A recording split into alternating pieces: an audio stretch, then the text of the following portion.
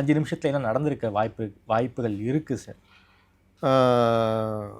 தேமுதிக, பாமக இதெல்லாம் பிரச்சனை இல்லை, எல்லாம் இதுக்குள்ளே தான் இருக்காங்க. பிரதமர் சந்திப்பில் பேசப்பட்ட விஷயங்களாக லேசாக கசிந்த தகவல்.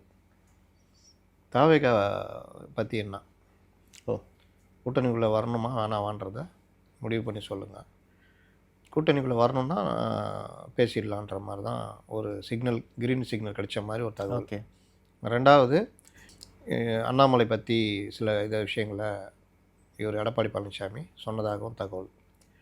இது இல்லாமல் ஜனவரிக்கு மேலே ஸ்பீடப் பண்ணிடலாம் மற்ற விஷயங்கள் எல்லாம், மற்றதெல்லாம் அமித்ஷா வந்து பேசிக்குவாருங்க. தமிழகத்தை பொறுத்த வரைக்கும் தேர்தல் கூட்டணி நடைமுறைகள், கட்சிகளோட பேச்சுவார்த்தை, இது எல்லாமே கிட்டத்தட்ட அமித்ஷா மேற்பார்வையில் தான் தமிழ்நாடு தேர்தல் நடக்க போகுது.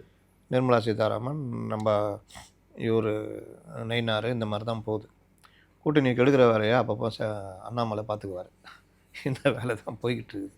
அதனால் சமீபத்திலையும் அதிமுகவுக்கு எதிராக ஒரு ஸ்டேட்மெண்ட்டு, அமித்ஷா சொன்னதன் காரணமாக தான் அமைதியாக இருக்கேங்கிற ஒரு ஸ்டேட்மெண்ட்டு, அது அதிமுகவினரை விமர்சனம் பண்ணி தான் பேசுகிறாரு. அதிமுக மட்டும் இல்லைங்க, அமித்ஷாவுக்கும் மோடிக்கும் கூட அவர் சவால் விடுறார்.